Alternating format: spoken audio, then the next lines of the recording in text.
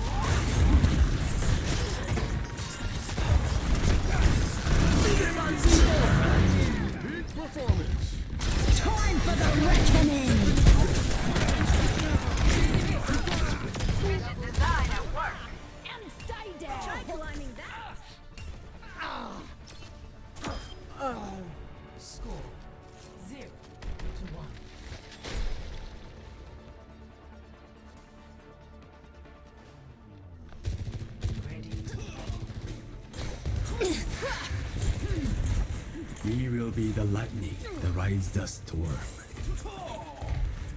Hello, hello? Are they already in game? Damn. The knife's called Gracie, the axe is Carnage, and me. Okay, damn, they were fast. That's okay, that's okay. Oh, okay.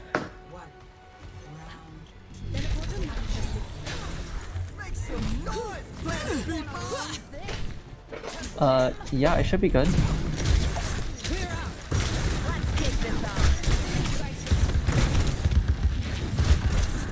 Yes, I can see.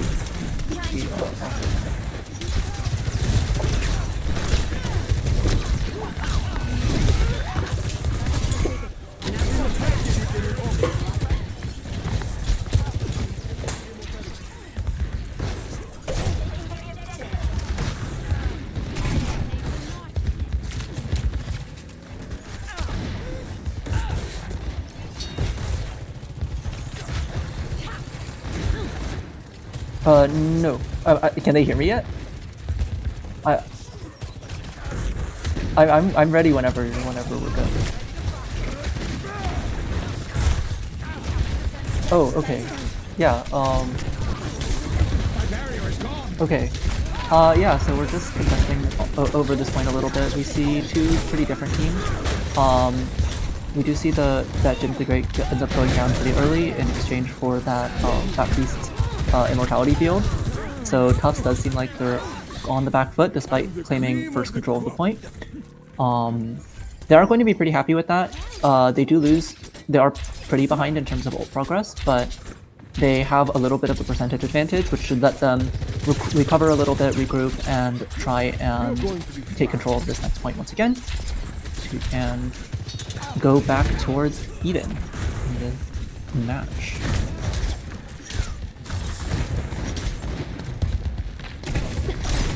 You see Azu taking a little bit of a flank angle, running around, trying to use the knife to pull people out of position. Burphouse takes a big chunk, but is just able to get out. Jymthegreat gets caught by that gravitic flux, but ends up surviving.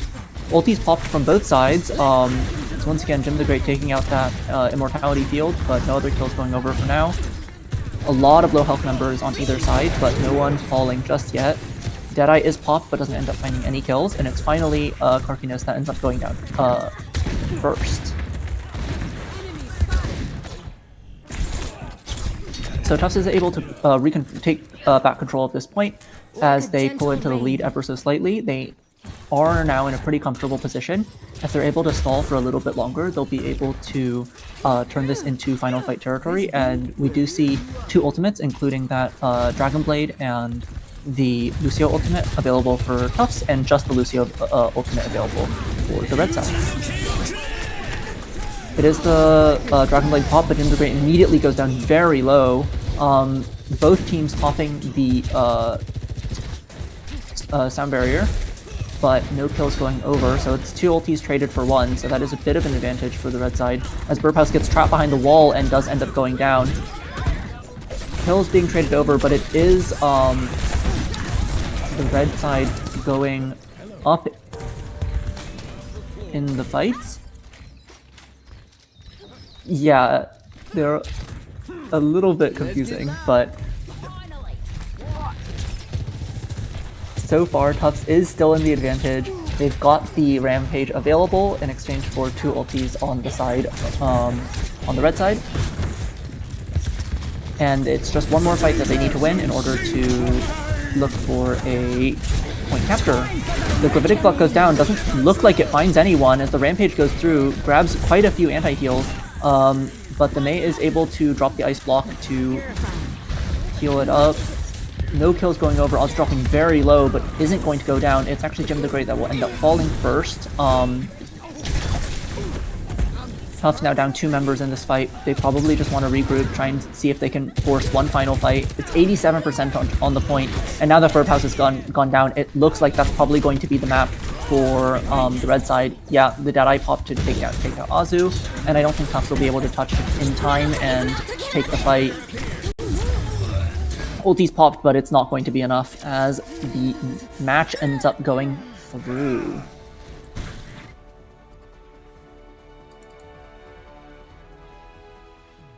Yeah, it does seem like there was a little bit of shenaniganery going on with the colors, as two of the Fredonia team were red on the end screen, and three were blue.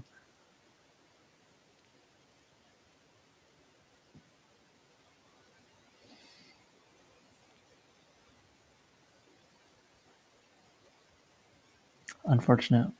We don't get to see.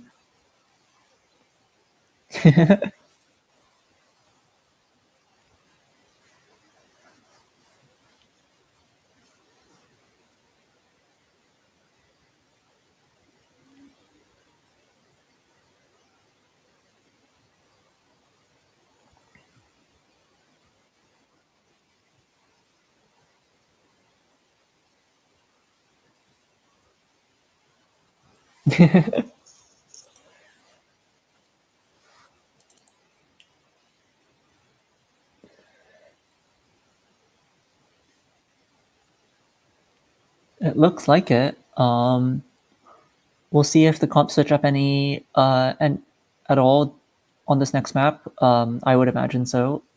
There are two pretty different comps, but it seems like the Sigma comp for the side of Fredonia was pretty successful. I would maybe like to see a swap off of the Genji because last game it didn't really seem like it was able to pick up these kills, especially into the Baptiste with the Immortality field, and ended up getting picked off first in a lot of these fights.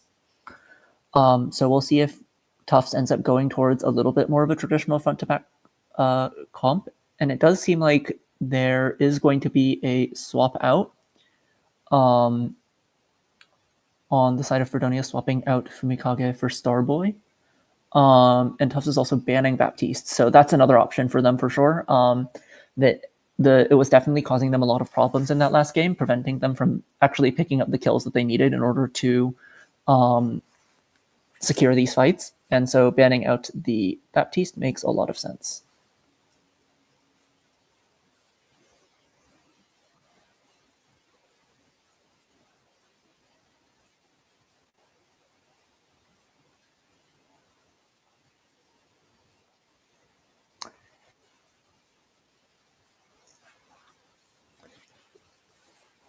I don't believe so, but I could be wrong.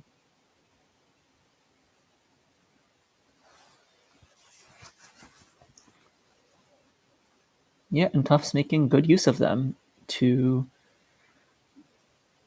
kind of avoid their weaknesses. That Baptiste was definitely very scary, and it's actually going to be the Genji banned out in response, so I think that makes a lot of sense. Yes, very scary if not countered. Now that the counter is off the table, they'll get rid of it as well. Sorry?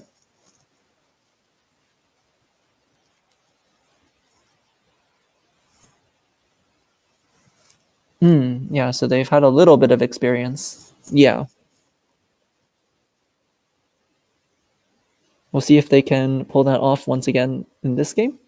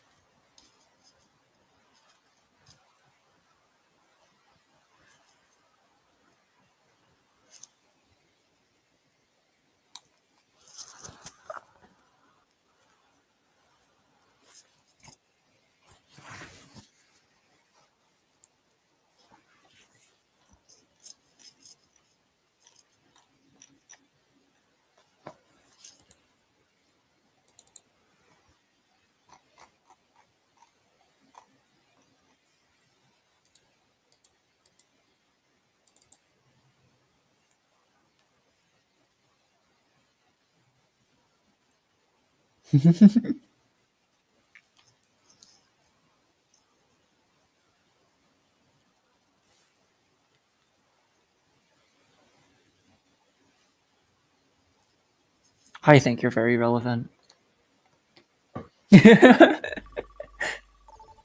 Awesome. Heading out into the next map. We'll see what each team brings to the table this time.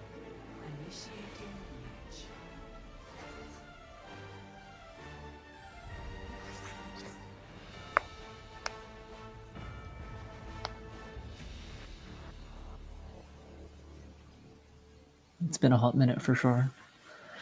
For me as well.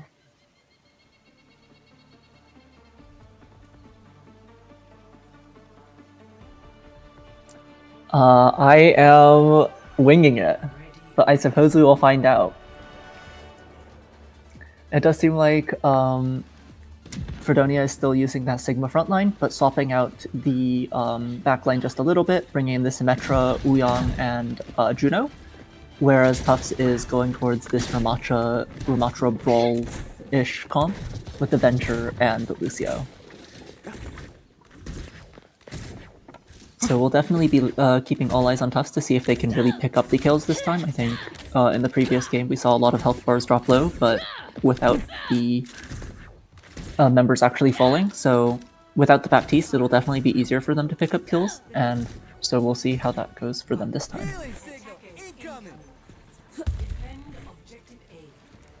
Let's ride! Yes, we've seen many a Bastion hover. Corkino's actually swapping off that Sigma onto Hazard, which is definitely a different style, so actually swapping up the comp entirely, just keeping the Mei from last game. Let's take off! Oh, actually swapping back onto the Sigma. A little bit of indecisiveness. Taking a couple of seconds, but should be okay. Azu now walled off in a bit of trouble, but can get into that, get behind a corner, and pop that Nemesis form. Symmetra now having used that teleporter, dropping down onto the point. A little bit of a flank angle, Azu dropping low once again, but still alive. A nice dynamite hits 3, but Burphouse is now dropped very low, does manage to survive. A nice headshot, picks up the kill onto the Symmetra right out of the teleporter. And it seems like the Fredonia members have kind of got the hint, as multiple members hop right off the edge to try and regroup and recover before their next attempt.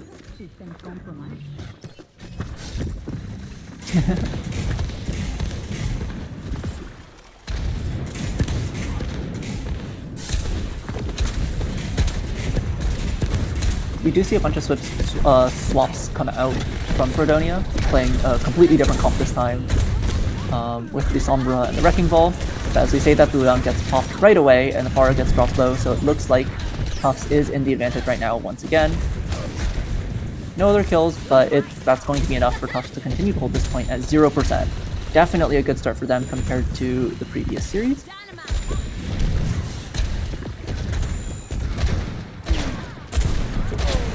The Far Mercy coming out from Fredonia, trying to find a couple of these picks. Definitely very scary, but now that Bob has been dropped, a little bit spooky. Burphouse under some threat, especially now hacked from the Sombra, but is going to end up surviving. Farah trying to drop into this house to get the jump on the Ashe, but no kills going over just yet. Barrage ready, and the Ashe is in a lot of trouble, and it's going to be 2 kills going over to the side of Fredonia, but is traded back out for that Farah, which is a lot of Fredonia's damage, so they are in quite a bit of a pickle, but the Sombra is going to make this Ramatra's life so much more difficult with that hack, but it is still going to be Tufts holding on to this point. Just a little bit of damage going over. The backline of Tufts holding on strong under this Sombra dive. The Nemesis form now popped. Ramatra in a bit of a pickle, still barely alive, gets knocked down by that Uyang ultimate, and it's just a couple of members traded out on both sides. In the end, it does seem like Tufts will just try and stall for a little bit more time, get these, burn these last few seconds as they give up this point. Sombra trading onto this Ashe. No kills going over. And so we are going to head onto that payload phase, but not with very much time left in the time bank. So it's only 3 minutes that Fredonia have to capture this next point, and it's a long way to push. Azu's swapping onto the D.Va, applying pressure onto the Sombra, and not nearly as reliant on abilities, making the hacks less brutal, I think.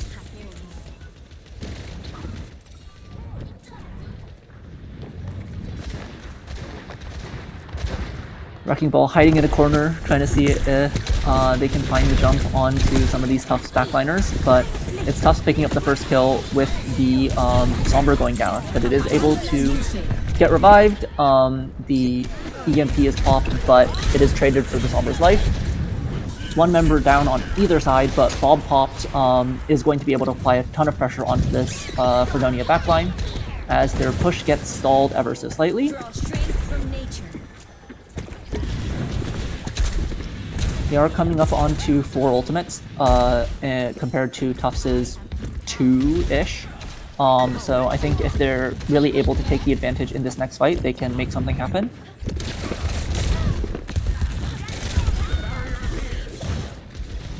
and it is going to be Jymthegreat going down right off the bat. That Tracer does not have a lot of health and is very threatened by these empowered Pharah rockets. Tufts is kind of just on the back line now. Diva bomb has been popped, but the baby Diva gets dropped before the bomb can go off. And now Burphouse, under a bit of pressure, is able to survive, but that's going to be Fredonia getting a bit of the advantage on this push.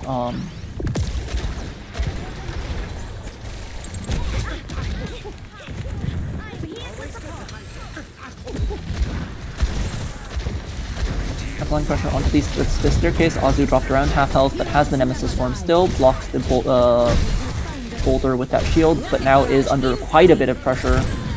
Is going to end up falling. 2 members of Tufts now falling. CheapOnation going down as well. So that means Fredonia is going to be able to keep pushing here.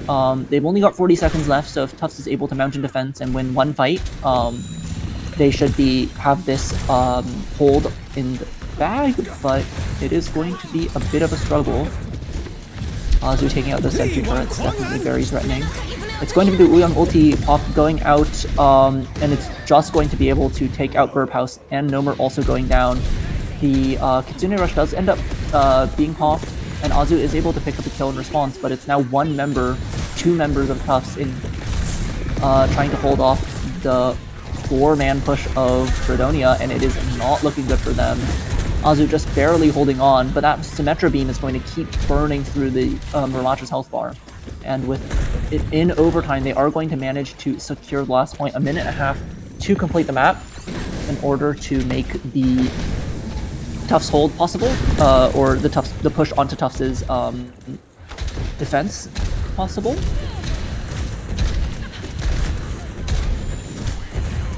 Not sure.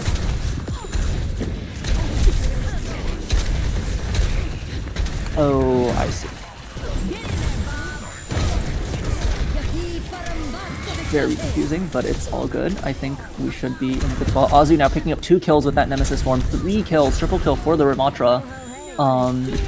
And that's all Tufts is going to need to close out this push attempt. 48 seconds now on the clock for Fredonia to finish capturing this point. If they can stall, if they can get this fight going, especially with the 2 ultis available for Tufts, that's just going to be the end of the map. But Fredonia is approaching 4 ultimates of their own, so it can be very scary if they're allowed to get the advantage. 3 members caught it by that Gravitic Flux, but it's actually going to be traded over for Cartunos' life.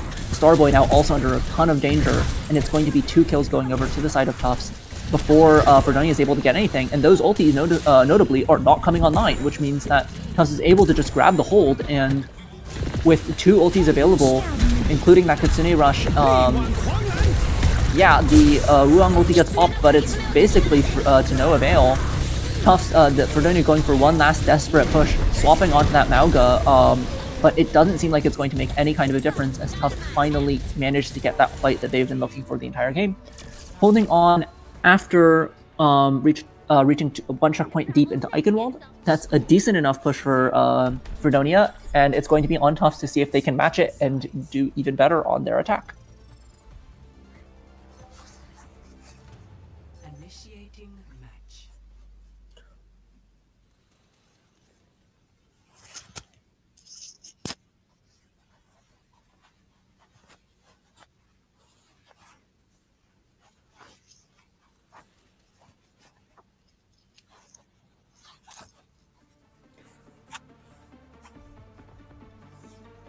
Absolutely, yeah. There's a lot of pretty difficult pushes, especially in that long second payload section. It can be pretty hard to get things rolling. Fredonia now rolling out on their defense, running a pretty similar comp to what we saw from them at the start of the last round.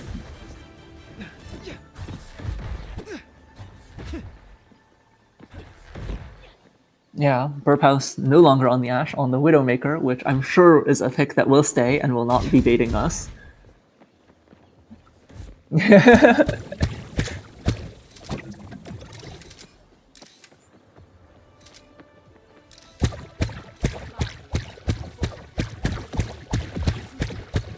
Employing their favorite pastime of baiting the production. It is actually going to be looking for the one pick on the Widowmaker, and they find it! With the Life Weaver to pull them back to get the swap fast. And the Lucio speed. This is a very rehearsed tech, and it works! But it is going to be traded for Azu's life, as Azu gets trapped behind a Mei wall, which is not what they're looking for. It's going to be 1 for 1, but I think Azu's life is probably more relevant than that Uyong, who's very important, but not quite so much. Very impressive setup, though.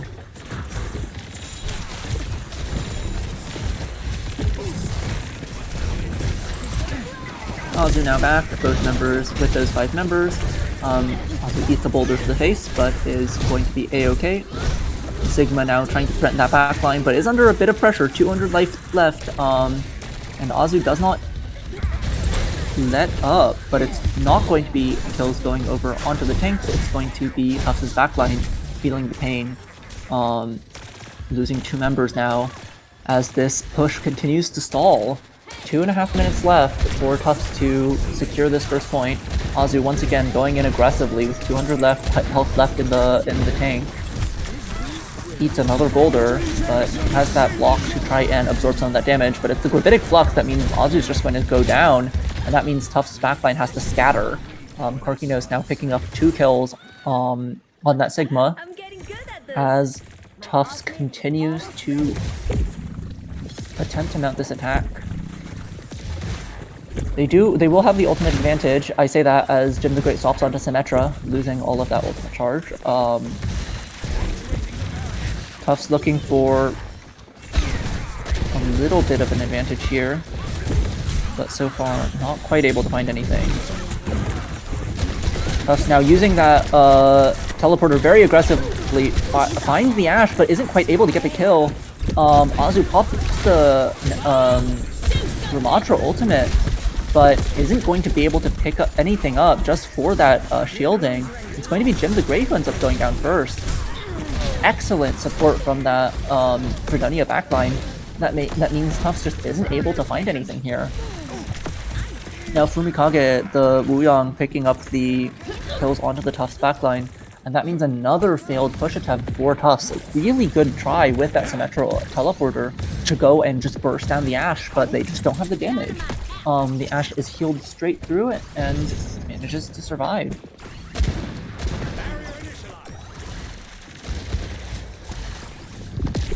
It is still going to be ultimate advantage for the side of Tufts. 3 ultis now on the available for them. You're trying to use that Symmetric Teleporter once again to pick up an advantage. Bob pops. Ultis pop from the side of Fredonia as well. So far it's just Rat King the Juno that ends up going down, but the Fredonia members are dropping very low, as is Azu. And it's going to be a couple of kills traded back and forth, but it looks like Tufts has got this in the bag. I'm going to pick up that point with about 30 seconds remaining on the clock. Pretty similar to what Fredonia had in their push, as they take the point. Very close. Tufts now, though, in a good spot with 2 ultimates, almost 3 ultimates almost available, whereas Fredonia just has the 1 and it's not even up yet. But as I say that, the Ashe does end up actually picking up the kill onto Jymthegreat, so Tufts is going to have to regroup a little bit, wait for that Symmetra to respawn before they can try and mount their attack once again.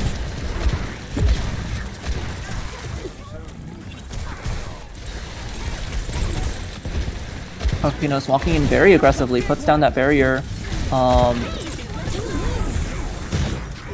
The Mei ulti also popped. Isn't going to look like it's going to find any kills, as the Fredonia is in fact suffering, as Ramatra has 1 member now already popped from that annihilation, 2nd member going down, and that's going to be a decent amount of distance pushed for Tufts. And that's more or less what they want. Once they have a little bit of momentum, it's going to be pretty easy for them to keep pushing things forward. Once they have the ability to access this high ground and really just defend these chokes, it makes their life that much easier. We are actually going to see a little bit of a swap. It's the Junkrat actually being locked in for Snorboy. So a little bit of a funky pick. See if it's effective. So far, not quite. Juno ends up going down first. Karkinos is dropped very low, as is Azu, but Karkinos does end up surviving, and it's Azu that ends up falling. So it's 1-1 in kills, but that's so much distance pushed by the Tufts backline, while Azu was stalling for time on this back end. Tufts can just back off here, try and survive, hold on until Azu can get back. I say that, but Birdhouse does end up getting picked off. It's not that much distance left for Tufts to contest here, as Azu swapping now onto this Winston. Yeah, and that's what they get. That's going to be the capture. A little bit ahead of pace now, and it's not that much farther they have to go in order to take this point. This Winston for Azu being decided against, probably just to try and get back a little bit faster on that last contest. And now it's Mauga for the side of Fredonia, looking to hold Tufts as best as they can, but it's not much distance here. It's just one fight that Tufts needs in the next minute and 40 seconds. And I think they're pretty okay with that. Whenever Fredonia uses an ulti, that means that Tufts will have an advantage in the future. They can just run away. They can hold still. They've got a minute and a half still. They're really under no pressure to play super aggressively. They can slow down, take things a little bit safely, and build up these ultimates. And once they have the ultimate advantage, they can just press Q, and they should be in a good spot. Yeah, Fredonia now popping a lot of their ultimates to keep Tufts back, but they've got a minute left still to hold. And Tufts, those numbers are slowly ticking up from the side of Tufts. I think once they have these ultimates, they're going to be in really good shape. The Bob and the Sound Barrier almost ready, which should be enough to get them that last little bit of space they need to push these points. Azu now pushing in very aggressively, using that barrier. The Riptire does end up grabbing the backline of Tufts, but it's going to be traded over onto the backline of Fredonia, and that's enough kills going over. Bob dropped, everything dropped. Uyang forced to desperately throw himself at the payload, but it's not going to be enough as Tufts closes out the attack, going even 1-1 in the series. We'll see if the play of the game is allowed to resolve this time. It is. It's going to be the Uyang support that ends up picking it up, actually. It is showtime.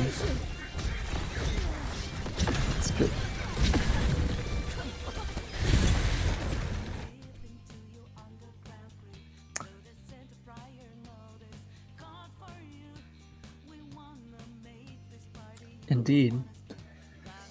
A little bit of a disappointing play of the game, though. We see that Uyang pick up one kill and then hang out for about 5 seconds.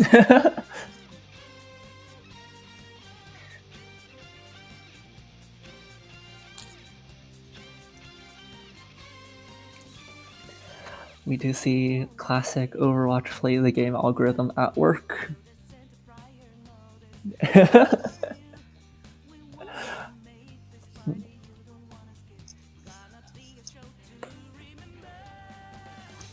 I think so too. Both teams definitely had some good plays that game. The play of the great game algorithm just wasn't quite finding those.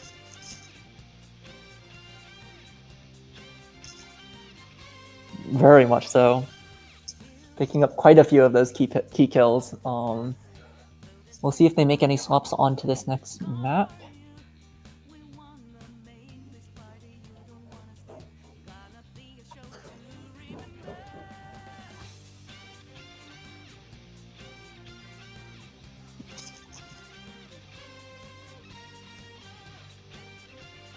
I believe so.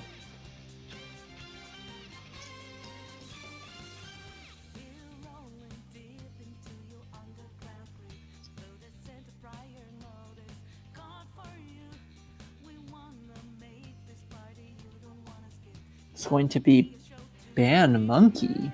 Route 66 Ban Monkey. I guess it's payload text. Yeah, it's just payload. I guess so.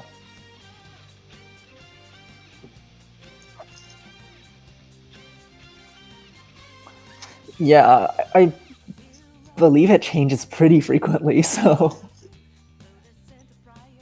it does just happen sometimes.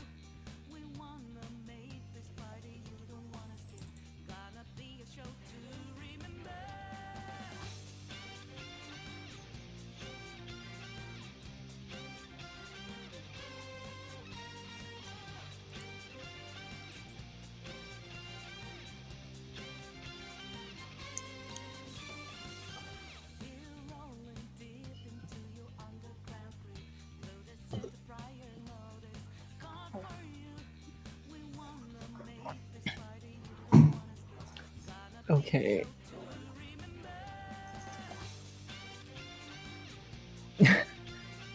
Fredonia trying to figure out what they're subbing out, but they're not sure, it looks like.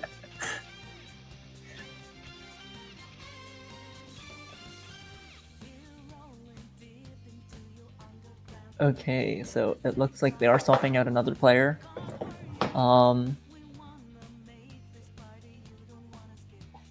Does look like everyone is good.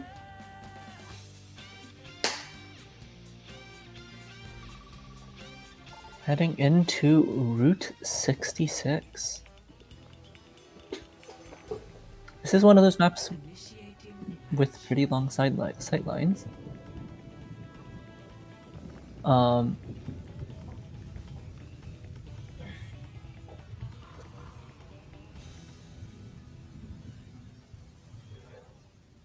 As we see our stream production providing some moral support to the enemy team.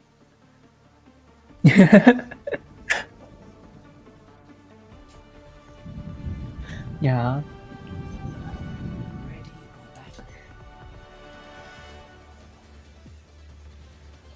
Oh, big.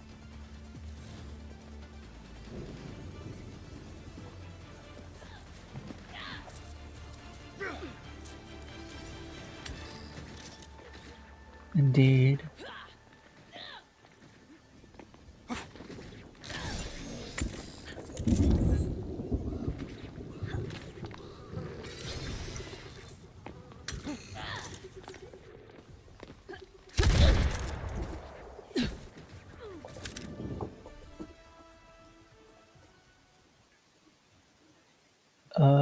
What's happening?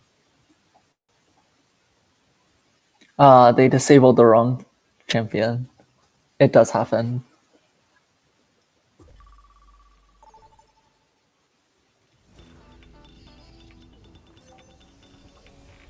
Initiating match. Gotta make sure the teams are on even footing in this game.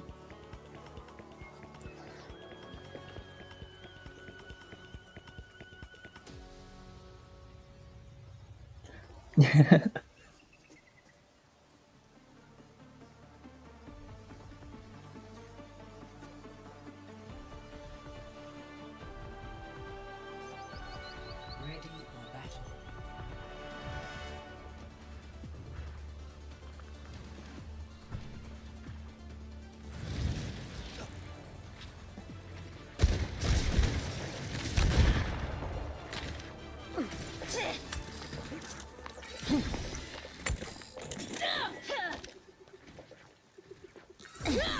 It does look like we're seeing some shenanigans going on. Not sure what exactly is going to be the comp from the side of Fredonia.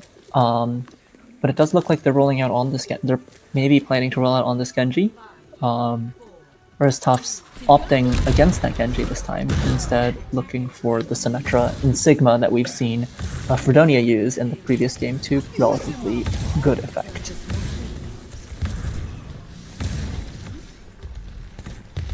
So swapping roles a little bit. Just jockeying for position here. Yeah.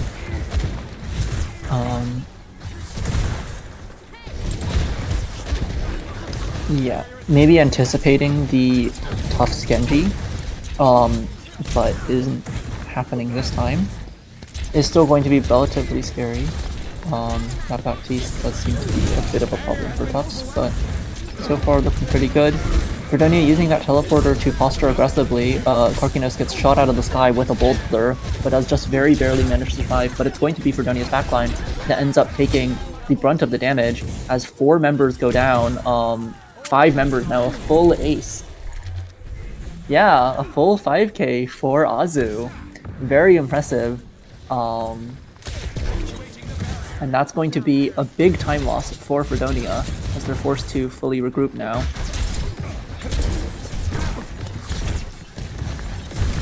Azu once again is posturing on this high ground, trying to look for these angles, jumping down now.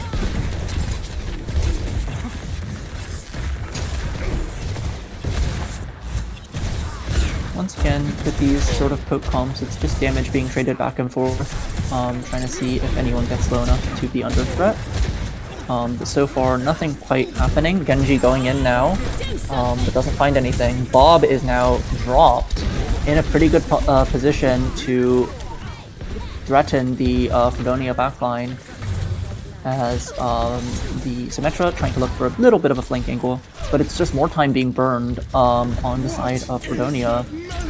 Gravitic Flux now also popped 3 members, but it's going to be cancelled. Huge rock from Karkinos, as now the Symmetra with the flank managed to grab a kill as the window from the Baptiste forces Tufts to retreat a little bit. Now Dragonblade also getting 2 kills, 3 kills, it looks like, and that's going to be Fredonia picking up the advantage now, able to push on towards this point with a minute and a half left on the time bank. Tufts might be able to get back in time, but it's going to be a little bit of an uphill battle for them to try and hold here. They do have a number of ultis, but so does Fredonia. Only 2 burn in that last fight, the Dragonblade and the Window. Tufts isn't actually going to be able to reach in time, but they do get Nairu as a consolation prize, picking up the kill onto the Genji. Now 3.5 minutes for Fredonia to cap this next point, and it is for now a little bit of a lull state. It's going to be the Gravitic Flux finding 2, and that's going to be a kill onto the Tufts backline. A very well-placed Flux. Jymthegreat with a nice wall, though, maybe looking to try and claim something back, but it doesn't seem like it's going to be enough. Azu also falling, and that's going to be goes over to the side of Fredonia as they continue to push on. 3 minutes now in the time bank, looking very healthy.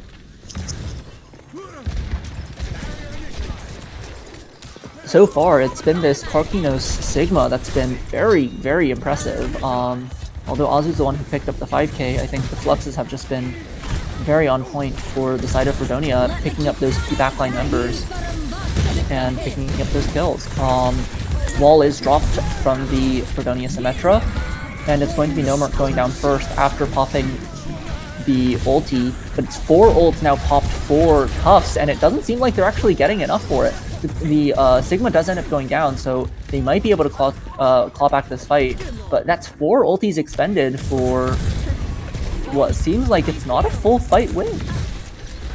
Definitely not what Tufts is looking for here. Azu does manage to find the Symmetra in the back room, grab another kill, but now Genji slicing away at Azu gets 2 more kills, and that's ultis expended for what's more or less a fight loss.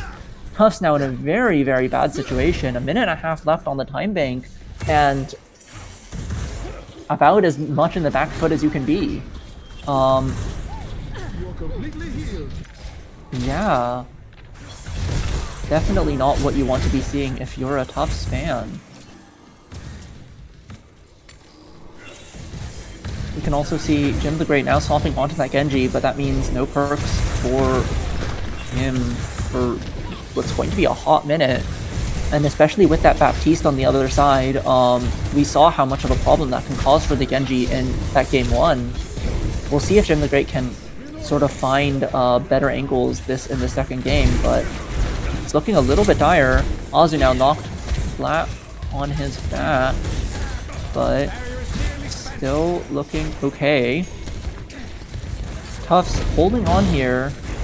It's what you want to see, but 2 minutes is quite a bit. So it's really just going to be on Fredonia to look for these fights. Another nice Gravitic Flux lands onto the Lucio, but does survive off the Kiriko Suzu. Azu now in a bit of trouble, very low, but does survive, and this is exactly what you want to see as Tufts. Gravitic Flux now available, is used, grabs 2, if they can find a kill here, but no, it's going to be the Immortality Field, actually, that saves the lives of the Fredonia members. The Amplification Matrix now also popped, so ultis burn from both sides, but Tufts is holding on, 1:40 left, and it's not that much distance that Fredonia has gained, and no kills going over. Bob now also dropped. This Genji in deep trouble, does end up getting picked up by Burp House. So another kill going over to the side of Tufts as they continue to cling on for dear life in this game.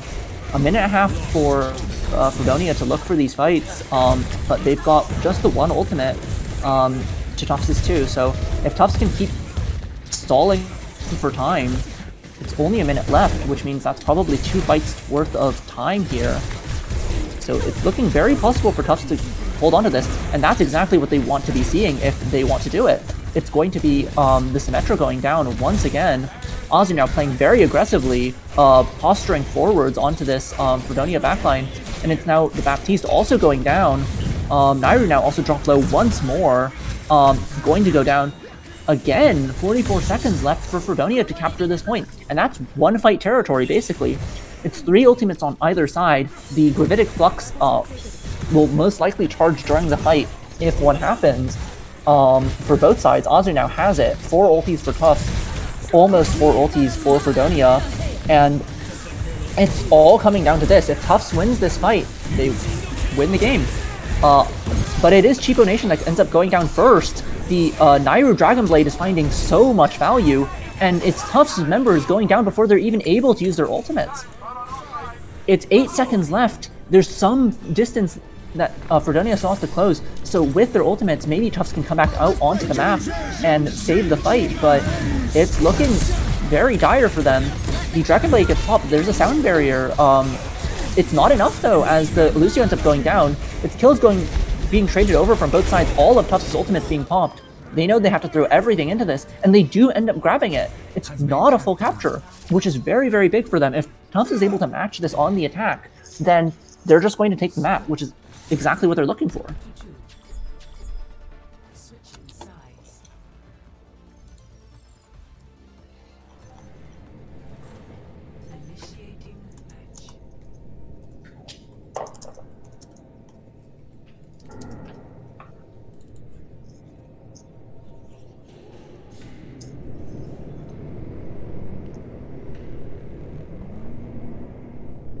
Hold on.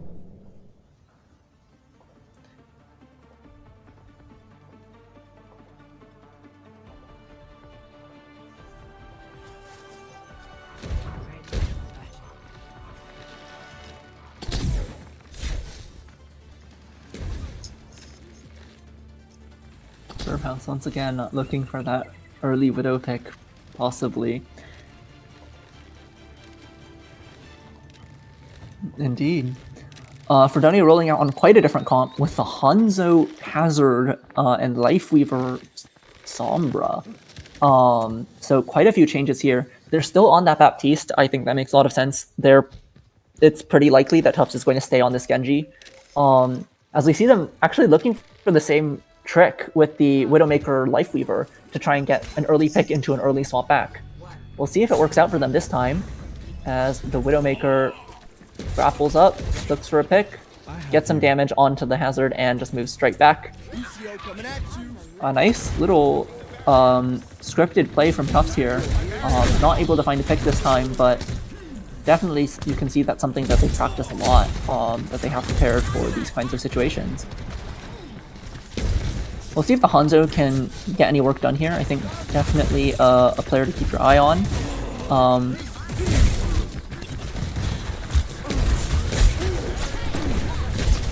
Is quite good into these shield champions, as the Hanzo arrows just burn through these shields so fast. But the Hanzo now also dropped low, 78 HP. Steps on a Lotus platform that almost sends him to his death, but is able to survive. Ember's dropping low on either side, but no kills going over just yet. Hazard now slams his face into a sign. He's barely managed to get around the corner. Jymthegreat playing very defensively, and it's going to be CheapOnation picking up the kill onto Starboy. Now Hazard also in a bit of trouble as Tufts mounts this attack pretty flawlessly. That should just be able to be them getting the first point without much trouble at all. And it's really on these attacks that we can see Tufts has been having so much pressure. Nairu burning barely survives with that invisibility on the backside. Yeah, very scary, but does end up surviving. In a bit no man's land right now, but that's kind of where Sombra wants to be. Well, speaking of that, yeah, no longer where Sombra wants to be. In the death chamber. Burphouse really showing off in this game so far. Azu now continuing to push aggressively onto Fredonia, but it's Jymthegreat that ends up going down. We did see a little bit of this in that first game, but not so much in the second. It's the first pick onto Jymthegreat. Azu now getting hacked in a little bit of trouble, but has that Gravitic Flux, has plenty of survivability to basically solo push this cart. And Fredonia can't really contest it, so Tufts is getting quite a bit of progress without having to invest basically anything.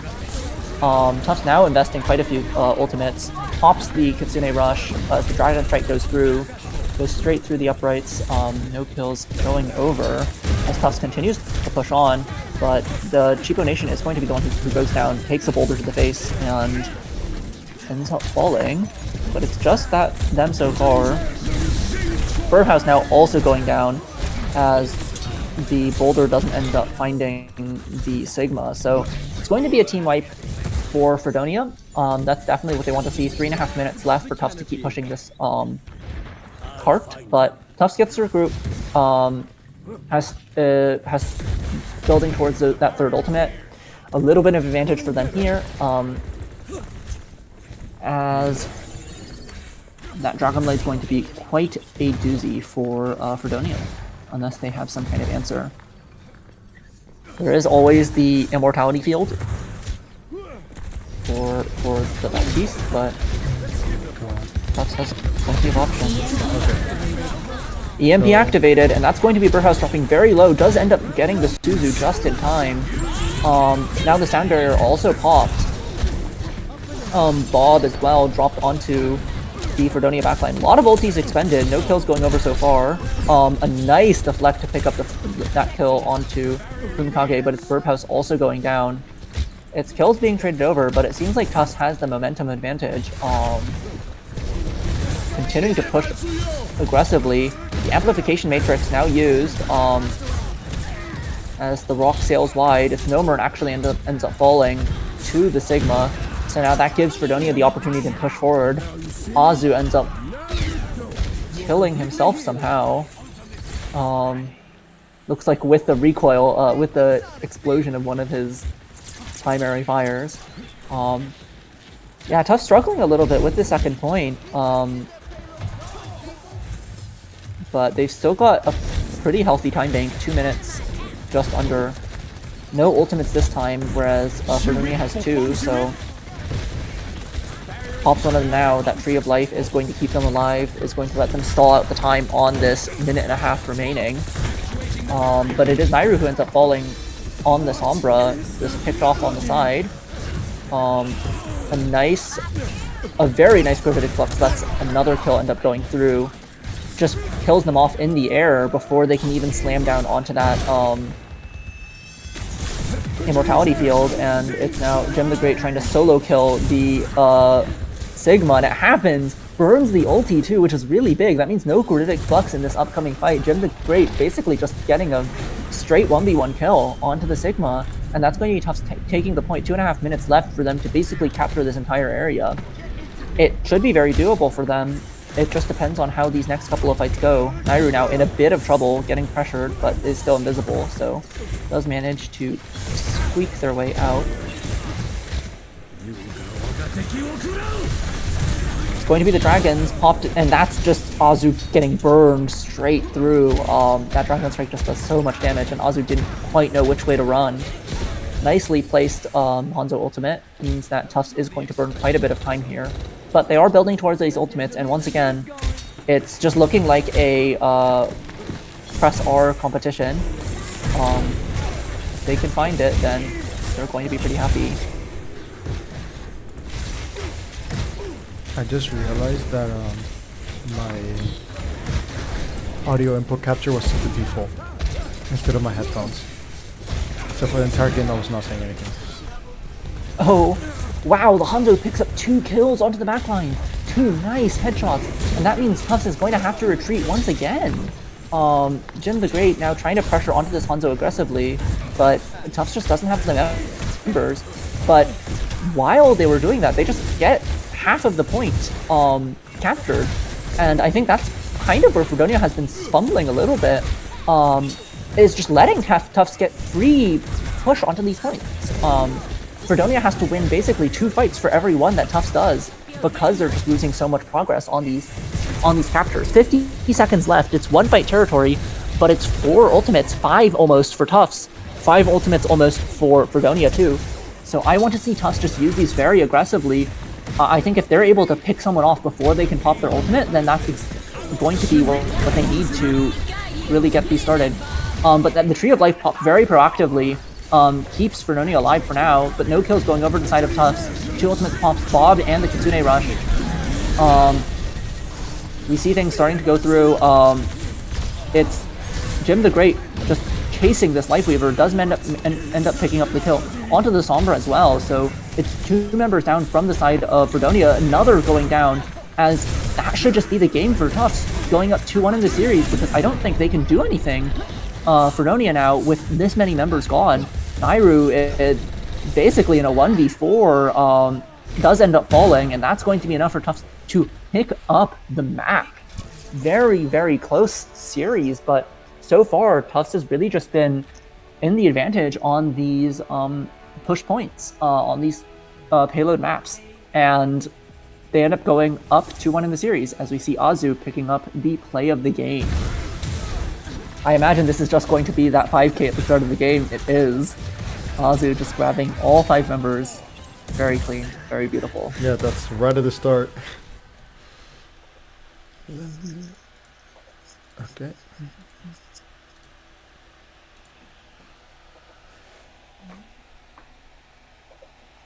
So, we are at match point for Tufts. Still a lot to go, to be fair. Last time these 2 teams faced were until map 5, so.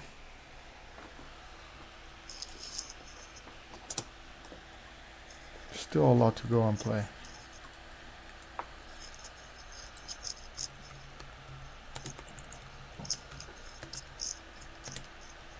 Alright, Fredonia is going to pick New Green Street for the push map, and they're banning Diva.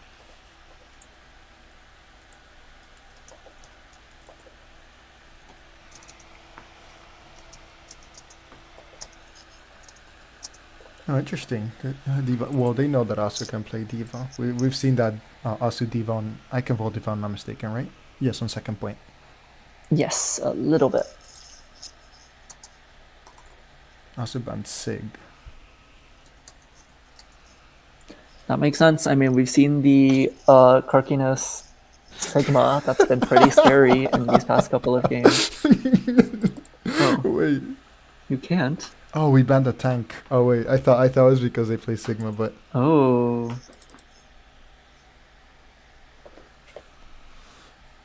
So there's a little bit of strategy there. I didn't actually know that. yeah, no, me neither.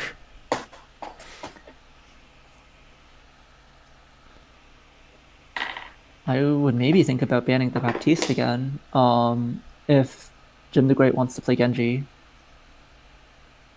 Yeah, they did manage to pull it off on Route 66, but I imagine it'd be easier without that option. Yeah. So it could definitely help.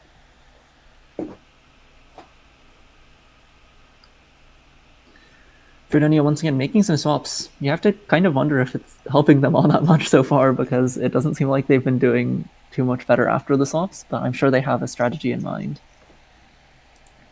Yeah, these teams have probably played through these maps a lot. If they have coaching staff as well, they talk about most of this stuff. So I'm pretty sure that there's always a plan in mind. I've seen that this Tufts team, for example, has gotten very, very good through working with their coach. I'm pretty sure that they've grown so much ever since since the season started. I would have liked to see how they started and how they're now, because I'm sure not only for the Tufts side, but like mostly every other team who's at this stage of the tournament. Yeah, absolutely. It's actually going to be the Genji getting banned, which is pretty interesting. Yeah. A little bit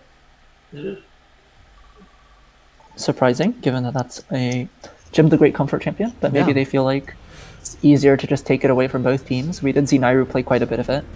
Talking about that, one of the highlights that we could say about Jymthegreat this season, and it was one of the things that Noah said on last week's interview, or Asu, I'm sorry. Exposed, I'm sorry, Asu, I'm so sorry. Yeah, I can't believe you would dox our player like that. Yeah, how could I? But one of the things that Asu mentioned was that Jymthegreat has become very flexible this season, and they have gone and just started to play a different range of heroes, which well, obviously you can play more than, probably it was Genji, but there was and they could play a bit more than Genji, but now in this competitive landscape where, you know, I think skill and chemistry goes into a different level, so it's much easier to combat each other in different ways. It's not as easy as going into competitive. Jymthegreat has gone and has been able to increase their hero pool, which is something that's great to see, because that gives so much more options to Tufts, which we knew they had a lot more options, but knowing that Jymthegreat can just do that is a very, very good for the Tufts side. Anyways, going to Yeah, absolutely. Oh, actually, Karkinos just getting dropped right off the bat. Speaking of Jymthegreat, did manage to chunk Karkinos quite a bit in that 1v1. And that means that Karkinos just ends up falling right off the bat. But it's actually Starboy that gets the environmental kill with that repulsor onto Burbhouse, who ends up swapping off the Sojourn onto the Cassidy. We do see a little bit of an interesting pick with the Soldier 76, which isn't something we've seen so far. A nice rock snipes Karkinos out of the air. Doesn't really accomplish too much, but very impressive. As this barrier gets initialized, Karkinos in a bit of trouble. Another nice rock. Manages to pick up the kill. Yeah, the rocks have just been... They seem like they're like point and click abilities. It doesn't seem like they can miss. Making yourself an easy target. Karkinos does end up getting revived, but Starboy ends up falling in response. Traded over for Jymthegreat's Tracer, so looking okay so far. Tufts now almost pushed up towards that first checkpoint. Yes, we do see another rock land, so far 3 for 3 onto this Wrecking Ball, so looking very good. Tufts manages to grab that early respawn point. Karkinos now swapping off of that ball, tired of getting hit in the face by rocks. As Nairu picks up a kill onto the Tracer with those missiles. So Tufts forced to back off a little bit, but definitely still in a very good spot here. That's still very huge for the side of Tufts, because being able to get that point just allows you to go through that animation, get it out of the way, and then next time you push all the way over there, you can just keep going. Yeah, absolutely. And it also just having the advantage in push is just so helpful, because it means that all of the onus is on the enemy team to try and find these leads to play super aggressively. And as we say that, the Deadeye finds 2, and the Gravitic Flux cancels the Tactical Visor, so Tufts picking up quite a few kills. Jymthegreat now chasing down the Wuyong on the backside, and that means Tufts is going to be able to continue pushing, looking for to take this advantage very decisively. so far, they've been very impressive in this game on the push map. The Pharah getting sent in with that Uyang ulti on her, but doesn't pick up a single kill, and that's 2 ultimates invested for what's basically just a little bit of tempo, and ends up falling actually in response. Now Uyang in a lot of trouble. The Birdhouse Cassidy, very, very threatening, walking up into the melee range of this Mercy, now continuing to find picks on the backside, and this robot continues to push almost halfway towards the Fredonia spawn, and it's just been complete and utter domination for the side of Tufts so far. The Tracer in a lot of trouble, just on a sliver of health, but does end up surviving. Jymthegreat playing on the edge. Nairu now also on this Cassidy, snipes out Birdhouse with the additional damage from the Uyang. That is a support that does a ton of damage. And now Azu getting burned right through by the Symmetra, which seems to be a pretty consistent strategy for Fredonia so far, is just using the Symmetra to shred through these shield-reliant champions, because you can stack up that passive damage on the Symmetra so easily against those shields.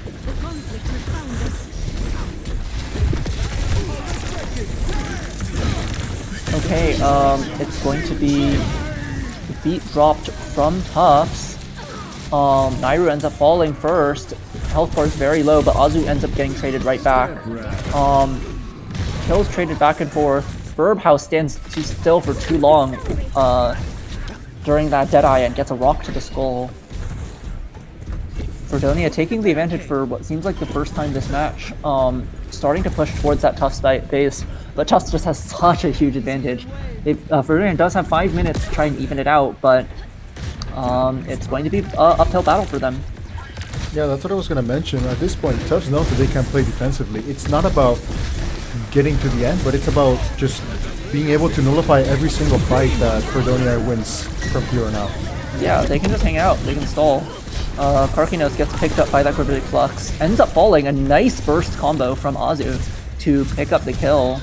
Birdhouse does end up getting dropped in the backline, but so does Fumikage, so that's going to be Tufts continuing to advance. Jymthegreat continuing to show off that flexible champion pool that we were talking about, swaps onto the Venture, and has been looking good on it so far. Tufts once again pick up the advantage, and they can just keep pushing.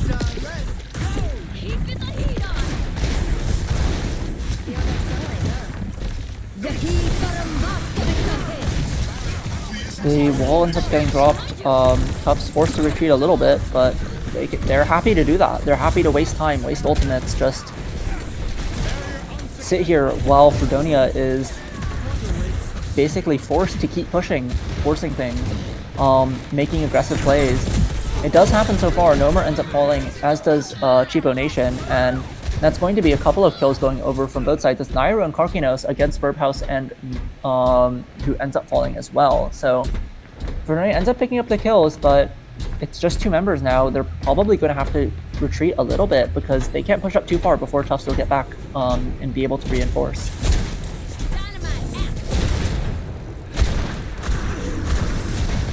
Azu's now here, and as we mentioned, Fredonia has to run away, go back to regroup with their team. And that's, I think, what Tufts is really just looking for. They want Fredonia to be scared, to back off a little bit. Starboy ends up falling to Azu, and the excavation has been initiated as Jymthegreat picks up some damage, which ends up being translated towards kills. Continuing to look aggressively onto this Juno, who's running for her life, does end up getting out, but gets sniped in the back by Birdhouse. So Tufts, once again, with that advantage, 2.5 minutes left for Fredonia to make quite a lot of distance.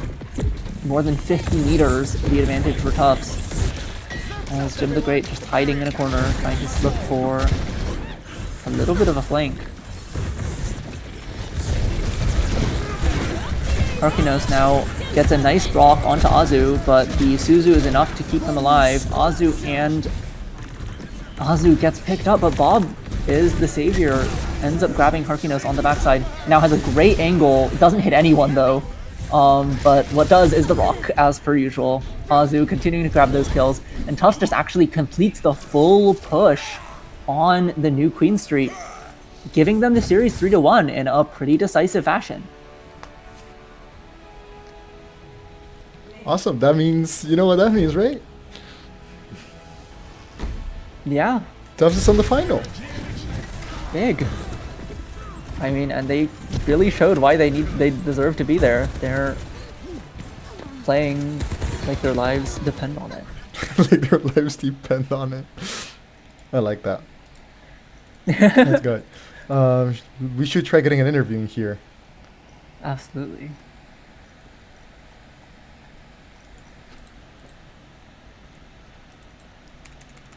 Let's see who joins.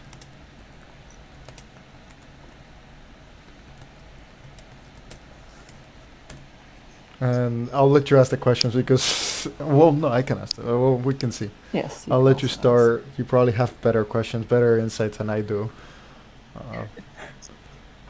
But yeah, we'll see who Hello. joins us. Oh, there you go. Hello. I was told by my teammates to do the interview. You've been volunteered. I have been volunteered for. You've been voluntold. Exactly.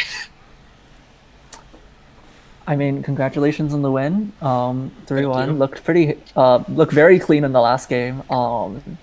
And from that perspective, it seems like you guys really ramped up over the course of this series. First game looked a little rough, but then things really started to improve. What do you think you guys kind of figured out over the course of this series that helped you guys pick up the win? Well, we played these guys in the regular season, and so from that, and also from first map, we know that they really tend towards BAP and they really tend towards CAS. And so second and third maps, those were our go-to bans because we felt like we were able to beat them on other characters, and so that's really how the momentum got rolling. And to be quite honest, on New Queen Street, I'm not really sure why they rolled out on the comp they did, because they were playing us really competitively on the SIG mirror, but when they rolled out on the ball, we just had a lot easier time doing what we wanted to do. So, and by the time they swapped to mirror us, we just, it's push. We Yeah. went away. Yeah. No, absolutely. We did see quite a few rocks magnetized to that ball, so it's pretty scary. They're on Um, POV, so also will enjoy seeing that. Oh, nice.